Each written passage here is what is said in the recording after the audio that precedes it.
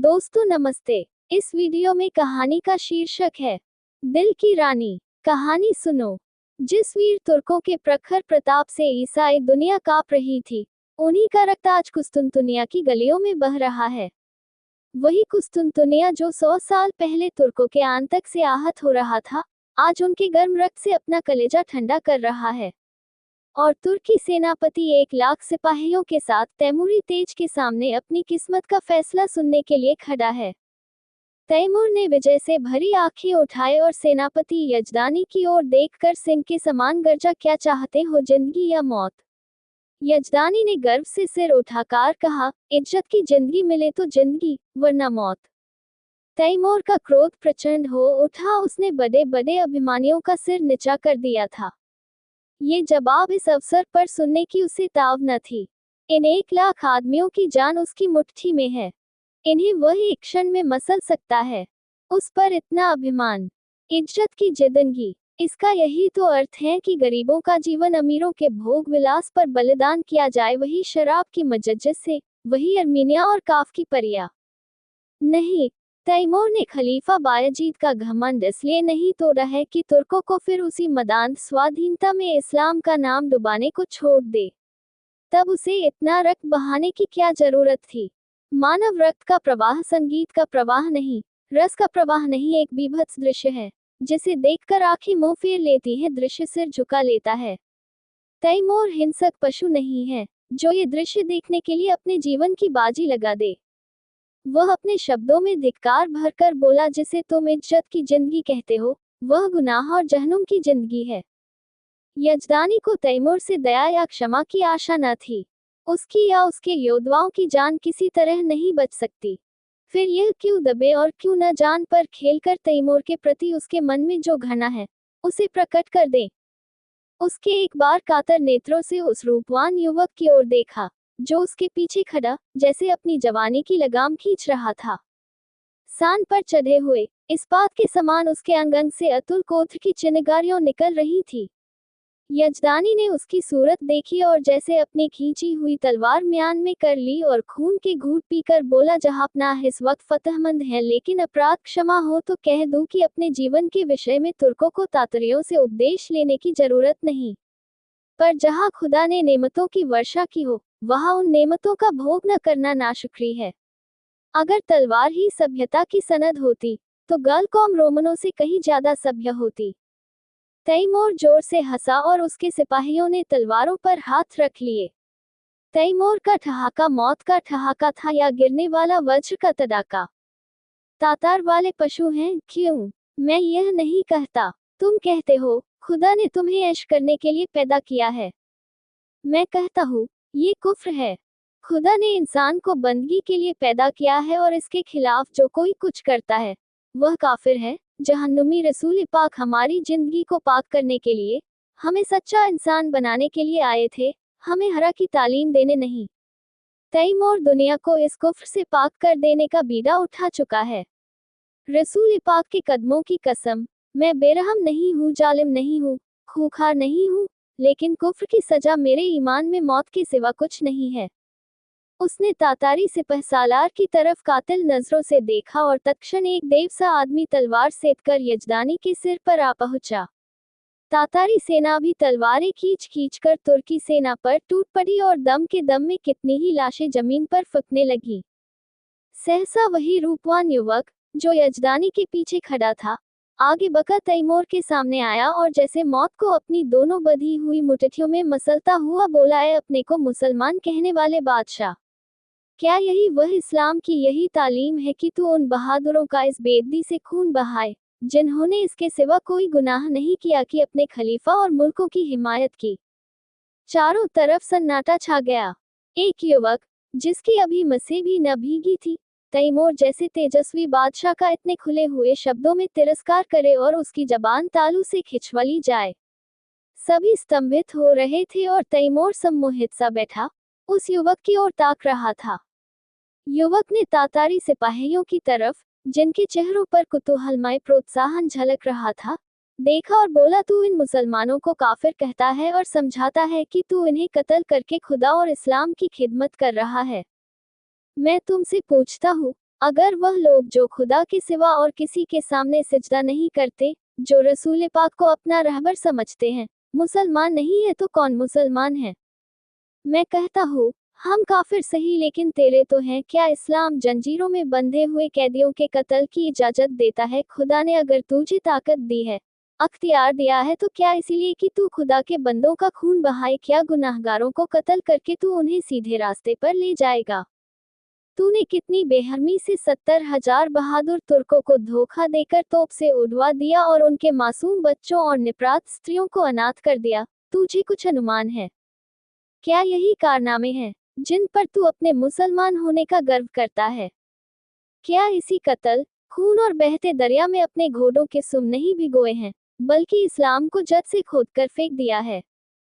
ये वीर तुर्कों का ही आत्मोत्सर्ग है, जिसने यूरोप में इस्लाम की तौहीद फैलाई। आज सोफिया के गिरजे में तुझे अल्लाह अकबर की सदा सुनाई दे रही है। सारा यूरोप इस्लाम का स्वागत करने को तैयार है। क्या ये कारनामे इसी लायक हैं कि उनका यह इनाम मिले? इस ख्याल को दिल से निकाल दे कि तू खुरेजी से इस्लाम की खिदमत कर रहा है।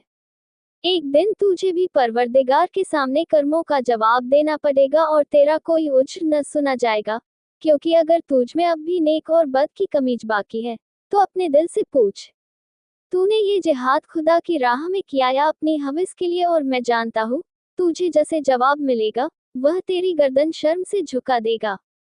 खलीफा अभी सिर झुकाए ही था कि यजदानी ने कहते हुए शब्दों में अर्ज की, जहापना, ये गुलाम का लड़का है, इसके दिमाग में कुछ फितूर है। हुजूर इसकी गुस्ताखियों को मुआफ करें, मैं उसकी सजा झेलने को तैयार हूँ। तैमूर उस युवक के चेहरे की तरफ स्थिर नेत्रों से देख रहा था। आप जीवन में पहली बार उसे निर्भीक शब्दों की सुनने का अवसर मिला। उसके सामने बड़े बड़े सेनापतियों, मंत्रियों और बादशाहों की जबान न खुलती थी। वह जो कुछ कहता था, वही कानून था, किसी को उसमें चू करने की ताकत न थी। उसका खुशामदों ने उसकी अहमियत को आसमान पर चढ़ा दिया था। उसे विश्वास हो गया था कि खुदा ने इस्लाम को जगाने और सुधारने के लिए ही उसे दुनिया में भेजा है। उसने पैगंबरी का दावा तो नहीं किया, पर उसके मन में ये भावना दर्द हो गई थी। इसलिए जब आज एक युवक ने प्राणों का मोह छोड़कर उसकी कीर्ति का पर्दा खोल दिया, तो उसकी चेतना जैसे जाग उठी।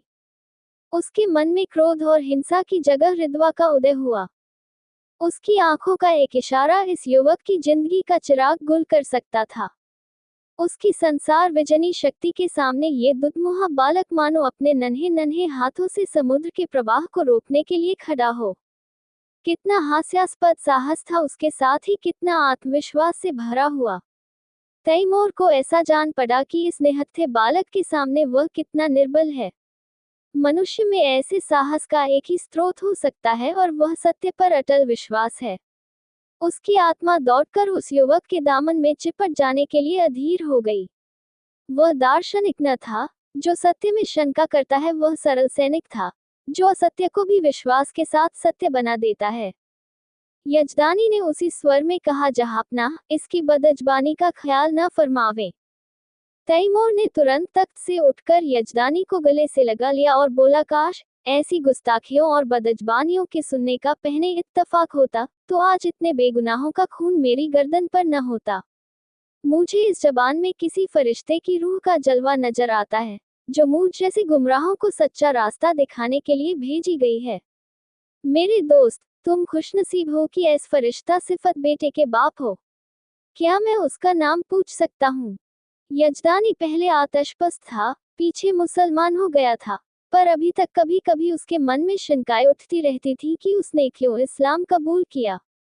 जो कैदी फांसी के तख्ते पर खड़ा सूखा जा रहा था कि एक क्षण में रस्सी उसकी गर्दन में पड़ेगी और वह लटकता रह जाएगा, उसे जैसे किसी फरिश्ते ने गोद में ले लिया। वह गदगद कंठ से बोला, उसे हबीबी कहते हैं। तैमूर ने युवक के सामने जाकर उसका हाथ पकड़ लिया और उसे आंखों से लगाता हुआ बोला, मेरे जवान दोस्त, तुम सचमुच खुदा के हबीब हो। मैं वह गुनाहगार हूँ जिसने अपनी जहालत में हमेशा अपने गुनाहों को सवाब समझा, इसलिए कि मुझसे कहा जाता था, तेरी जात बेऐब है। आज मुझे यह मालूम हुआ कि मेरे हाथों इस्लाम को कितना नुकसान पहुंचा। आज से मैं तुम्हारा ही दामन पकता हूँ। तुम ही मेरे खिज्र, तुम ही मेरे रहनुमा हो। मुझे यकीन हो गया कि तुम्हारे ही वसीले से मैं खुदा की दरगाह तक पहुंच सकता है। ये कहते हुए उसने युवक के चेहरे पर नजर डाली, तो उस पर शर्म की लाली छाई हुई थी। उस कठोरता की जगह मधुर संकोच झलक रहा था। युवक ने सिर झुकाकर कहा, ये हुजूर की कदरदानी है, वरना मेरी क्या हस्ती है। तैमूर ने उसे खींचकर अपनी बगल के तख्त पर बिठा दिया और अपने सेनापति को हुक्म दिया, सारे तुर्क कैदी छोड़ दिए जाए, उनके हथियार वापस कर दिए जाए और जो माल लूटा गया है वह सिपाहियों में बराबर बांट दिया जाए। वजीर तो इधर इस हुक्म की तामील करने लगा, उधर तैमूर हबीब का हाथ पके हुए अपने खीमे में गया और दोनों मेहमानों की दावत का प्रबंध करने लगा। और जब भोजन समाप्त हो गया तो उसने अपने जीवन की सारी कथा रो रो कर कह सुनाई, जो आदि से अंत तक मिश्रित पशुता और बर्बरता के कत्यों से भरी हुई थी। और उसने ये सब कुछ इस भ्रम में किया कि वह ईश्वरीय आदेश का पालन कर रहा है। वह खुदा को कौन मुंह दिखाएगा। रोते रोते हिचकियां बंध गई। अंत में उसने हबीब से कहा, मेरे जवान दोस्त, अब मेरा बेड़ा आप ही पार लगा सकते हैं। आपने राह दिखाई है तो मंजिल पर पहुंचाए। मेरी बादशाहत को अब आप ही संभाल सकते हैं। मुझे अब मालूम हो गया कि मैं उसे तबाही के रास्ते पर लिए जाता था। मेरी आपसे यही इल्तमास प्रार्थना है कि आप उसकी वजारत कबूल करें। देखिए, खुदा के लिए इनकार न कीजिएगा, वरना मैं कहीं का नहीं रहूंगा। यजदानी ने अर्ज की, हुजूर इतनी कदरदानी फरमाते हैं तो आपकी इनायत है, लेकिन अभी इस लड़के की उम्र ही क्या है। वजारत की खिदमत यह क्या अंजाम दे सकेगा। अभी तो इसकी तालीम के दिन है। इधर से इनकार होता रहा और उधर तैमूर आग्रह करता रहा। यजदानी इनकार तो कर रहे थे, पर छाती फूली जाती थी। मूसा आग लेने गए थे, पैगंबरी मिल गई। कहा मौत के मुंह में जा रहे थे, वजारत मिल गई। लेकिन ये शंका भी थी कि ऐसे चिंत का क्या ठिकाना। आज खुश हुए, वजारत देने को तैयार है, कल नाराज हो गए तो जान की खैरियत नहीं। उन्हें हबीब की लियाकत पर भरोसा था, फिर भी जी डरता था कि वीराने देश में न जाने कैसी पड़े, कैसी न पड़े। दरबार वालों में षड्यंत्र होते ही रहते हैं। हबीब नेक है, समझदार है, अफसर पहचानता है, लेकिन वह तजर्बा कहाँ से लाएगा जो उम्र ही से आता है। उन्होंने इस प्रश्न पर विचार करने के लिए एक दिन की मोहलत मांगी और रुखसत हुए। हबीब यजदानी का लड़का नहीं, लड़की थी। उसका नाम उम्मतुल हबीब था। जिस वक्त यजदानी और उसकी पत्नी मुसलमान हुए तो लड़की की उम्र कुल 12 साल की थी, पर प्रकृति ने उसे बुद्धि और प्रतिभा के साथ विचार स्वातंत्र्य भी प्रदान किया था। वह जब तक सत्यासत्य की परीक्षा न कर लेती, कोई बात स्वीकार न करती।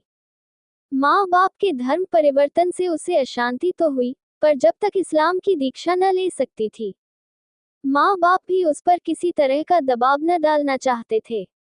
जैसे उन्हें अपने धर्म को बदल देने का अधिकार है, वैसे ही उसे अपने धर्म पर आरूढ़ रहने का भी अधिकार है। लड़की को संतोष हुआ, लेकिन उसने इस्लाम और जरतुश्त धर्म दोनों ही का तुलनात्मक अध्ययन आरंभ किया और पूरे 2 साल के अन्वेषण और परीक्षण के बाद उसने भी इस्लाम की दीक्षा ले ली। माता पिता फूले न समाये। लड़की उनके दबाव से मुसलमान नहीं हुई है, बल्कि स्वेच्छा से, स्वाध्याय से और ईमान से। 2 साल तक उन्हें जो शंका घेरे रहती थी, वह मिट गई। यजदानी के कोई पुत्र न था और उस युग में जबकि आदमी की तलवार ही सबसे बड़ी अदालत थी, पुत्र का न रहना संसार का सबसे बड़ा दुर्भाग्य था। यजदानी बेटे का अरमान बेटी से पूरा करने लगा। लड़कों ही की भांति उसकी शिक्षा दीक्षा होने लगी। वह बालकों के से कपड़े पहनती, घोड़े पर सवार होती, शस्त्र विधा सीखती और अपने बाप के साथ अक्सर खलीफा बायजीद के महलों में जाती और राजकुमारी के साथ शिकार खेलने जाती। इसके साथ ही वह दर्शन, काव्य, विज्ञान और अध्यात्म का भी अभ्यास करती थी। यहाँ तक कि 16वें वर्ष में वह फौजी विद्यालय में दाखिल हो गई और 2 साल के अंदर वहाँ की सबसे ऊंची परीक्षा पारा करके फौज में नौकर हो गई। शस्त्र विधा और सेना संचालन कला में इतनी निपुण थी और खलीफा बायजीद उसके चरित्र से इतना प्रसन्न था कि पहले ही पहल उसे 1000 मनसब मिल गया। ऐसी युवती के चाहने वालों की क्या कमी। उसके साथ के कितने ही अफसर, राज परिवार के कितने ही युवक उस पर प्राण देते थे, पर कोई उसकी नजरों में न जांचता था। नित्य ही निकाह के पैगाम आते थे, पर वह हमेशा इनकार कर देती थी। वैवाहिक जीवन ही से उसे अरुचि थी कि युवतियां कितने अरमानों से ब्याह कर लाई जाती हैं और फिर कितने निरादर से महलों में बंद कर दी जाती है। उनका भाग्य पुरुषों की दया के अधीन है। अक्सर ऊंचे घरानों की महिलाओं से उसको मिलने जुलने का अवसर मिलता था। उनके मुख से उनकी करुण कथा सुनकर वह वैवाहिक पराधीनता से और भी घृणा करने लगती थी, और यजदानी उसकी स्वाधीनता में बिल्कुल बाधा न देता था। लड़की स्वाधीन है, उसकी इच्छा हो विवाह करे या कुंवारी रहे, वह अपनी आप मुख्तार है। उसके पास पैगाम आते तो वह साफ जवाब दे देता, मैं इस बार में कुछ नहीं जानता, इसका फैसला वही करेगी। यद्यपि एक युवती का पुरुष वेश में रहना, युवकों से मिलना जुलने, समाज में आलोचना का विषय था, पर यजदानी और उसकी स्त्री दोनों ही को उसके सतीत्व पर विश्वास था। हबीब के व्यवहार और आचार में उन्हें कोई ऐसी बात नजर न आती थी जिससे उन्हें किसी तरह की शंका होती। यौवन की आधी और लालसाओं के तूफान में वह 24 वर्षों की वीरबाला अपने हृदय की संपत्ति लिए अटल और अजेय खड़ी थी, मानो सभी युवक उसके सगे भाई हैं। कुस्तुनतुनिया में कितनी खुशियां मनाई गई, हबीब का कितना सम्मान और स्वागत हुआ, उसे कितनी बधाइयां मिली, ये सब लिखने की बात नहीं, शहर तबाह हुआ जाता था। संभव था आज उसके महलों और बाजारों से आग की लपटें निकलती होती।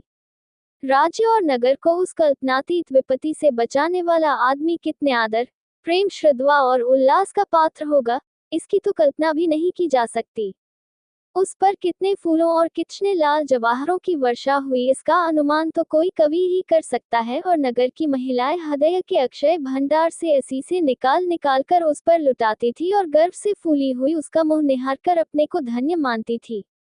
उसने देवियों का मस्तक ऊंचा कर दिया। रात को तैमूर के प्रस्ताव पर विचार होने लगा। सामने गदेदार कुर्सी पर यजदानी था, सौभ्य, विशाल और तेजस्वी। उसकी दाहिनी तरफ उसकी पत्नी थी, ईरानी लिबास में, आंखों में दया और विश्वास की ज्योति भरे हुए। बाईं तरफ उम्मुतुल हबीब थी, जो इस समय रमणी वेश में मोहिनी बनी हुई थी, ब्रह्मचर्य के तेज से दीप्त। यजदानी ने प्रस्ताव का विरोध करते हुए कहा, मैं अपनी तरफ से कुछ नहीं कहना चाहता, लेकिन यदि मुझे सलाह देने का अधिकार है तो मैं स्पष्ट कहता हूं कि तुम्हें इस प्रस्ताव को कभी स्वीकार न करना चाहिए। तैमूर से यह बात बहुत दिन तक छिपी नहीं रह सकती कि तुम क्या हो। उस वक्त क्या परिस्थिति होगी मैं नहीं कहता, और यहाँ इस विषय में जो कुछ टीकाएं होगी वह तुम मुझसे ज्यादा जानती हो। यहाँ मैं मौजूद था और कोत्सा को मुंह न खोलने देता था, पर वहाँ तुम अकेली रहोगी और कोत्सा को मनमाने आरोप करने का अवसर मिलता रहेगा। उसकी पत्नी स्वेच्छा को इतना महत्व न देना चाहती थी। बोली, मैंने सुना है तैमूर निगाहों का अच्छा आदमी नहीं है। मैं किसी तरह तुझे न जाने दूंगी। कोई बात हो जाए तो सारी दुनिया हंसे। यूं ही हंसने वाले क्या कम हैं। इसी तरह स्त्री पुरुष बड़ी देर तक ऊंच नीच सुझाते और तरह तरह की शंकाएं करते रहे, लेकिन हबीब मौन साधे बैठी हुई थी। यजदानी ने समझा हबीब भी उनसे सहमत है। इनकार की सूचना देने के लिए ही थी कि हबीब ने पूछा, आप तैमूर से क्या कहेंगे? यही जो यहाँ तय हुआ। मैंने तो अभी कुछ नहीं कहा। मैंने तो समझा तुम भी हमसे सहमत हो। जी नहीं, आप उनसे जाकर कह दे मैं स्वीकार करती हूँ। माता ने छाती पर हाथ रखकर कहा, ये क्या गजब करती है बेटी, सोच दुनिया क्या कहेगी। यजदानी भी सिर थाम कर बैठ गए, मानो हृदय में गोली लग गई हो। मुंह से एक शब्द भी न निकला। हबीब त्योरियों पर बल डालकर बोली, अम्मी जान, मैं आपके हुक्म से जौ भर भी मुंह नहीं फेरना चाहती। आपको पूरा अख्तियार है, मुझे जाने दे या न दे, लेकिन खल्क की खिदमत का ऐसा मौका शायद मुझे जिंदगी में फिर न मिले। इस मौके को हाथ से खो देने का अफसोस मुझे उम्र भर रहेगा। मुझे यकीन है कि अमीन तैमूर को मैं अपनी दयानत, बेगर्जी और सच्ची वफादारी से इंसान बना सकती है, और शायद उसके हाथों खुदा के बंदों का खून इतनी कसरत से न बहे। वह दिलेर है मगर बेरहम नहीं। कोई दिलेर आदमी बेरहम नहीं हो सकता। उसने अब तक जो कुछ किया है मजहब के अंधे जोश में किया है। आज खुदा ने मुझे वह मौका दिया है कि मैं उसे दिखा दूं कि मजहब खिदमत का नाम है, लूट और कत्ल का नहीं। अपने बारे में मुझे मुतलक अंदेशा नहीं है। मैं अपनी हिफाजत आप कर सकती हूँ। मुझे दावा है कि अपने फर्ज को नेकनियती से अदा करके मैं दुश्मनों की जुबान भी बंद कर सकती हूँ, और मान लीजिए मुझे नाकामी भी हो, तो क्या सच्चाई और हक के लिए कुर्बान हो जाना जिंदगी की सबसे शानदार फतह नहीं है? अब तक मैंने जिस उसूल पर जिंदगी बसर की है, उसने मुझे धोखा नहीं दिया, और उसी के फैज़ से आज मुझे ये दर्जा हासिल हुआ है, जो बड़े बड़ों के लिए जिंदगी का ख्वाब है। मेरे आजमाए हुए दोस्त मुझे कभी धोखा नहीं दे सकते। तैमूर पर मेरी हकीकत खुल भी जाए, तो क्या खौफ? मेरी तलवार मेरी हिफाजत कर सकती है। शादी पर मेरे ख्याल आपको मालूम है। अगर मुझे कोई ऐसा आदमी मिलेगा, जिसे मेरी रूह कबूल करती हो, जिसकी जात अपनी हस्ती खोकर मैं अपनी रूह को ऊंचा उठा सकूं, तो मैं उसके कदमों पर गिरकर अपने को उसकी नजर कर दूंगी। यजदानी ने खुश होकर बेटी को गले लगा लिया। उसकी स्त्री इतनी जल्द आश्वस्त न हो सकी। वह किसी तरह बेटी को अकेली न छोड़ेगी। उसके साथ वह जाएगी। कई महीने गुजर गए। युवक हबीब तैमूर का वजीर है, लेकिन वास्तव में वही बादशाह है। तैमूर उसी की आंखों से देखता है, उसी के कानों से सुनता है और उसी की अक्ल से सोचता है। वह चाहता है हबीब आठों पहर उसके पास रहे। उसके सामीप्य में उसे स्वर्ग का सा सुख मिलता है। समरकंद में एक प्राणी भी ऐसा नहीं जो उससे जलता हो। उसके बर्ताव ने सभी को मुग्ध कर लिया है, क्योंकि वह इंसाफ से जय भर भी कदम नहीं हटाता। जो लोग उसके हाथों चलती हुई न्याय की चक्की में पिस जाते हैं, वे भी उससे सद्भाव ही रखते हैं, क्योंकि वह न्याय को जरूरत से ज्यादा कटु नहीं होने देता। संध्या हो गई थी। राज्य कर्मचारी जा चुके थे। क्षमादान में मोम की बत्तियां जल रही थी। अगर की सुगंध से सारा दीवानखाना महक रहा था। हबीब उठने ही को था कि चौबेदार ने खबर दी, हुजूर जहांपनाह तशरीफ ला रहे हैं। हबीब इस खबर से कुछ प्रसन्न नहीं हुआ। अन्य मंत्रियों की भांति वह तैमूर की सोहबत का भूखा नहीं है। वह हमेशा तैमूर से दूर रहने की चेष्टा करता है। ऐसा शायद ही कभी हुआ हो कि उसने शाही दस्तरखान पर भोजन किया हो। तैमूर की मजलिसों में भी वह कभी शरीक नहीं होता। उसे जब शांति मिलती है, तब एनकात में अपनी माता के पास बैठकर दिन भर का माजरा उसे कहता है और वह उस पर अपनी पंसद की मुहर लगा देती है। उसने द्वार पर जाकर तैमूर का स्वागत किया। तैमूर ने मसनद पर बैठते हुए कहा, मुझे ताज्जुब होता है कि तुम इस जवानी में जाहिदों की सी जिंदगी कैसे बसर करते हो हबीब। खुदा ने तुम्हें वह हुस्न दिया है कि हसीन से हसीन नाजनीन भी तुम्हारी माशूक बनकर अपने को खुशनसीब समझेगी। मालूम नहीं तुम्हें खबर है या नहीं, जब तुम अपने मुश्की घोड़े पर सवार होकर निकलते हो तो समरकंद की खिड़कियों पर हजारों आंखें तुम्हारी एक झलक देखने के लिए मुंतजिर बैठी रहती है, पर तुम्हें किसी तरफ आंखें उठाते नहीं देखा। मेरा खुदा गवाह है, मैं कितना चाहता हूँ कि तुम्हारे कदमों के नक्श पर चलूं। मैं चाहता हूँ जैसे तुम दुनिया में रहकर भी दुनिया से अलग रहते हो, वैसे मैं भी रहूं, लेकिन मेरे पास न वह दिल है न वह दिमाग।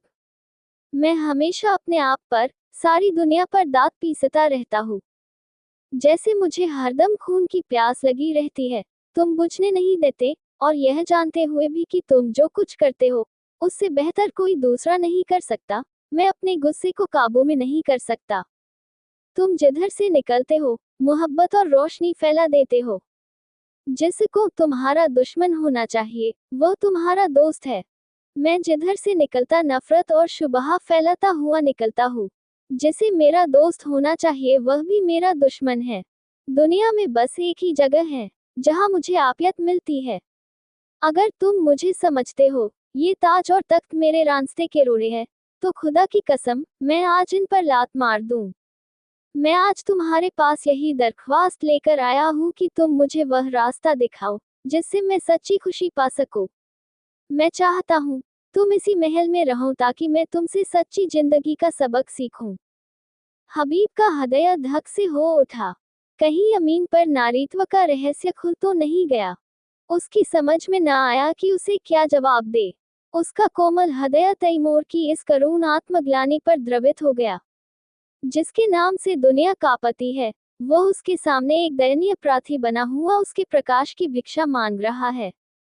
तैमूर की उस कठोर विकट शुष्क हिंसात्मक मुद्रा में उसे एक स्निग्ध मधुर ज्योति दिखाई दी, मानो उसका जागत विवेक भीतर से झांकम रहा हो।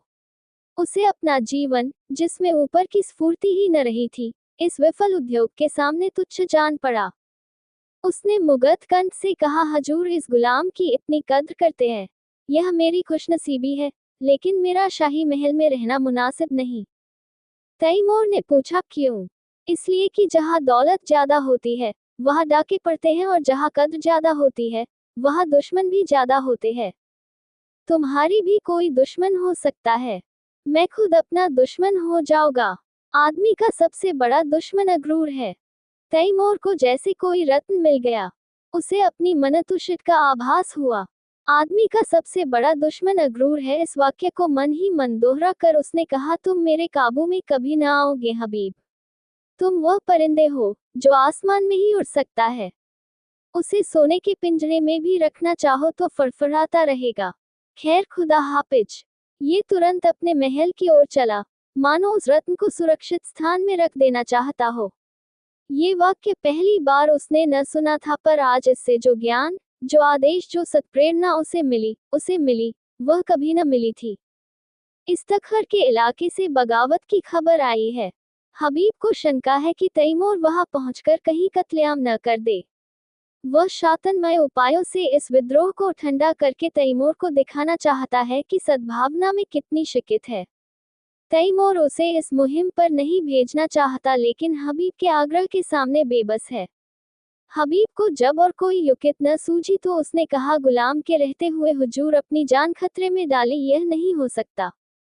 तैमूर मुस्कुराया, मेरी जान की तुम्हारी जान के मुकाबले में कोई हकीकत नहीं है हबीब। फिर मैंने तो कभी जान की परवाह न की।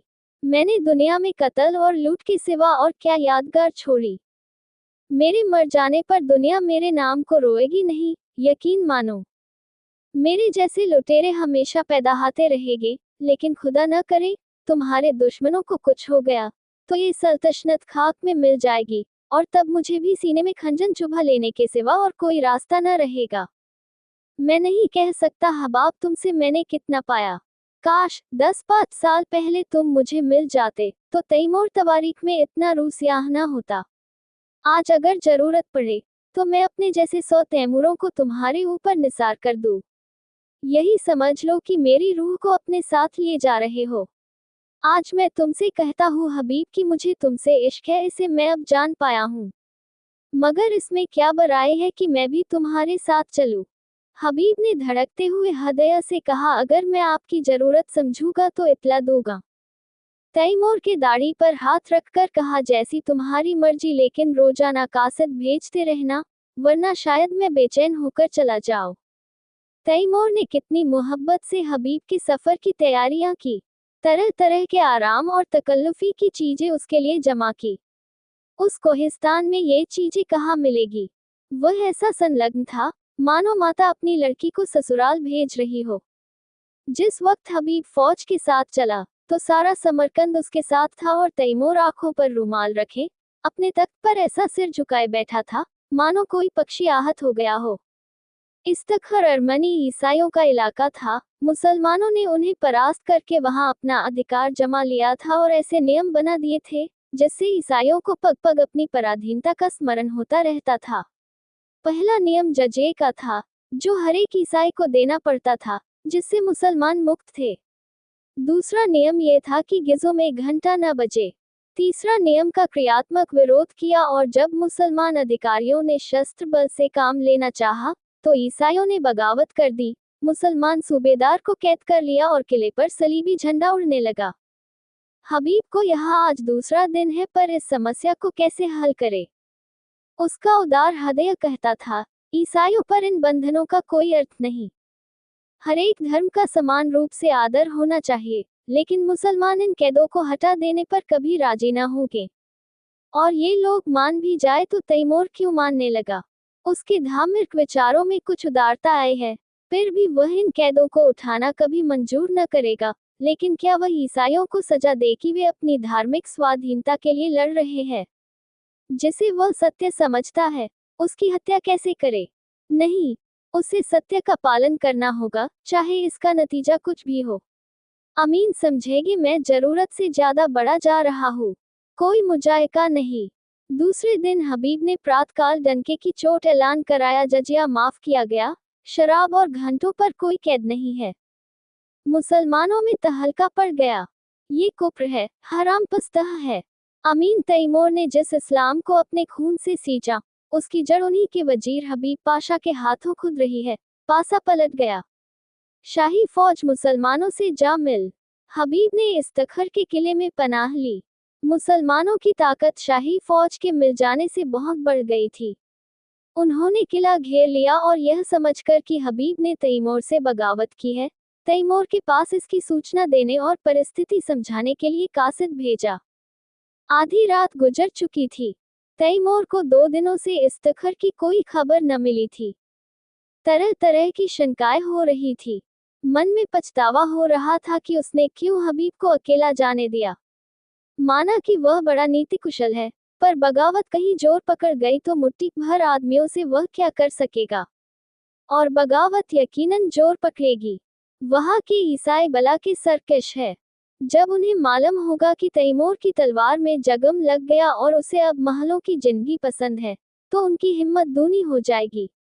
हबीब कहीं दुश्मनों से घिर गया तो बड़ा गजब हो जाएगा। उसने अपने जानू पर हाथ मारा और पहलू बदलकर अपने ऊपर झुझलाया। वह इतना पसवा हिम्मत क्यों हो गया? क्या उसका तेज और शौर्य उससे विदा हो गया? जिसका नाम सुनकर दुश्मन में कंपन पड़ जाता था, वह आज अपना मुंह छिपाकर महलों में बैठा हुआ है। दुनिया की आंखों में इसका यही अर्थ हो सकता है कि तैमूर अब मैदान का शेर नहीं, कालिन का शेर हो गया। हबीब फरिश्ता है, जो इंसान की बुराइयों से वाकिफ नहीं, जो रहम और साफदिली और बेगर्जी का देवता है। वह क्या जाने इंसान कितना शैतान हो सकता है। अमन के दिनों में तो ये बातें कौम और मुल्क को तरक्की के रास्त पर ले जाती है, पर जंग में, जबकि शैतानी जोश का तूफान उठता है, इन खुशियों की गुंजाइश नहीं। उस वक्त तो उसी की जीत होती है, जो इंसानी खून का रंग खेले, खेतों खलिहानों को जलाए, जंगलों को बसाए और बस्तियों को वीरान करे। अमन का कानून जंग के कानून से जुदा है। सहसा चौकीदार ने इस्तखर से एक कासिद के आने की खबर दी। कासिद ने जमीन चूमी और एक किनारे अदब से खड़ा हो गया। तैमूर का रोब ऐसा छा गया कि जो कुछ कहने आया था, वह भूल गया। तैमूर ने त्योरियां चढ़ाकर पूछा, क्या खबर लाया है? 3 दिन के बाद आया, अभी तो इतनी रात गए। कासिद ने फिर जमीन चूमी और बोला, खुदावंद वजीर साहब ने जजिया मुआफ कर दिया। तैमूर गरज उठा, क्या कहता है? जजिया माफ कर दिया? हाँ खुदावंद। किसने? वजीर साहब ने। किसके हुक्म से? अपने हुक्म से हुजूर।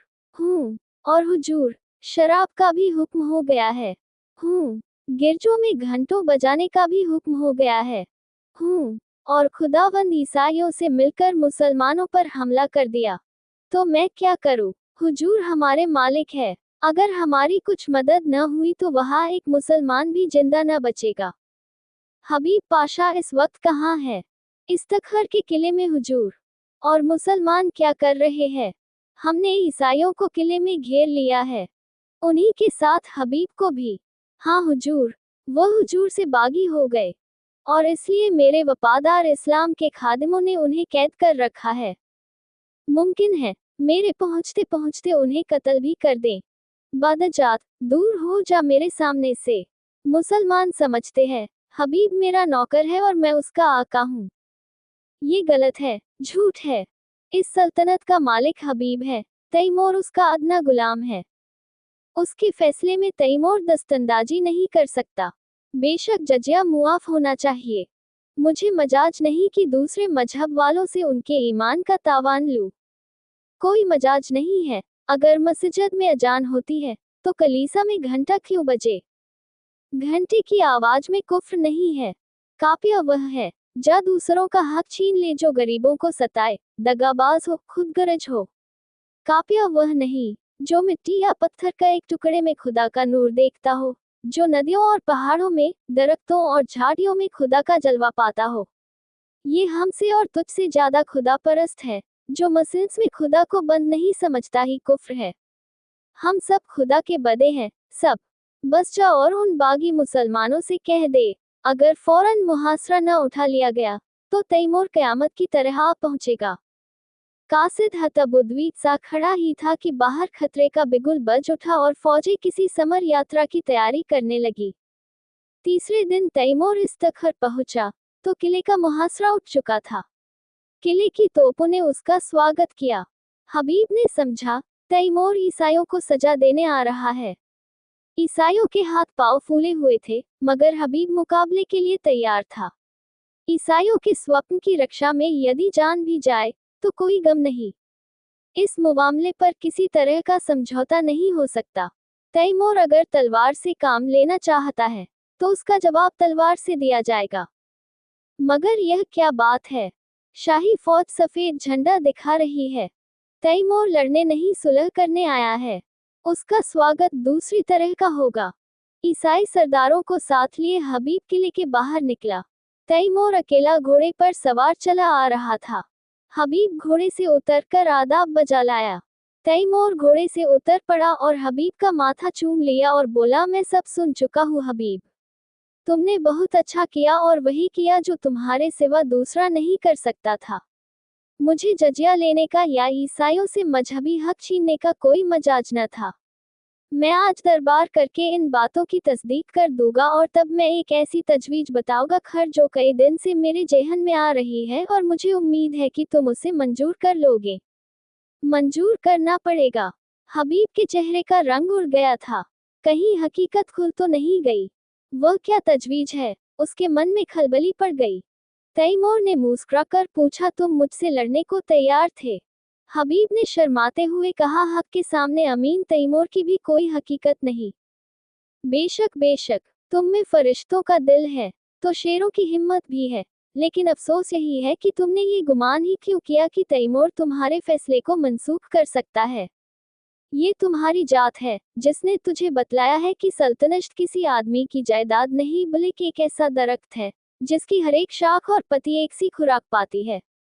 दोनों किले में दाखिल हुए। सूरज डूब चुका था। आन की बान में दरबार लग गया और उसमें तैमूर ने ईसाइयों के धार्मिक अधिकारों को स्वीकार किया। चारों तरफ से आवाज आई, खुदा हमारे शाहनशाह की उम्र दराज करे। तैमूर ने उसी सिलसिले में कहा, दोस्तों, मैं इस दुआ का हकदार नहीं हूँ। जो चीज मैंने आपसे जबरन ली थी उसे आपको वालस देकर मैं दुआ का काम नहीं कर रहा हूँ। इससे कहीं ज्यादा मुनासिब यह है कि आप मुझे लानत दे कि मैंने इतने दिनों तक से आवाज आए मरहबा मरहबा। दोस्तों, उन हकों के साथ साथ मैं आपकी सल्तनत भी आपको वापस करता हूँ क्योंकि खुदा की निगाह में सभी इंसान बराबर है और किसी कौम या शख्स को दूसरी कौम पर हुकूमत करने का अख्तियार नहीं है। आज से आप अपने बादशाह हैं।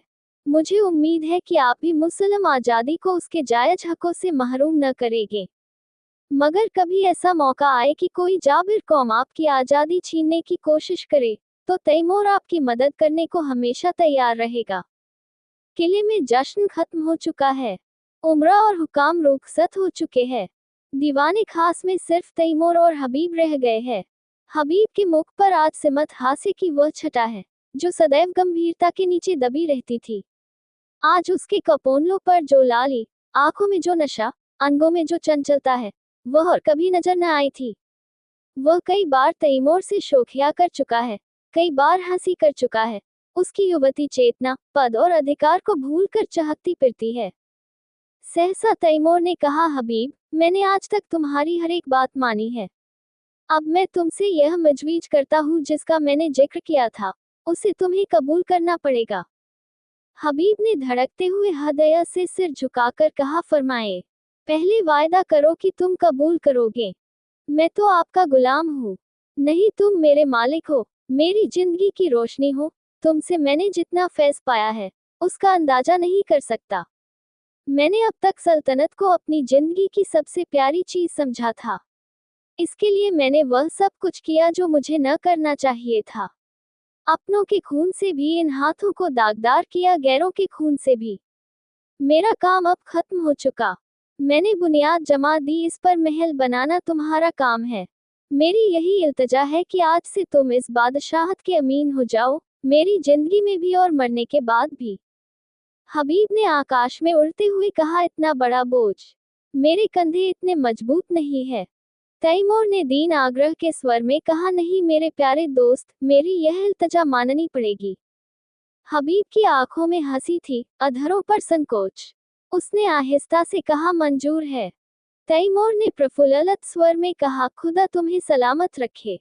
लेकिन अगर आपको मालूम हो जाए कि हबीब एक कच्ची अक्ल की कुंवारी बालिका है तो वह मेरी बादशाहत के साथ मेरे दिल की भी रानी हो जाएगी। आपको बिल्कुल ताज्जुब नहीं हुआ?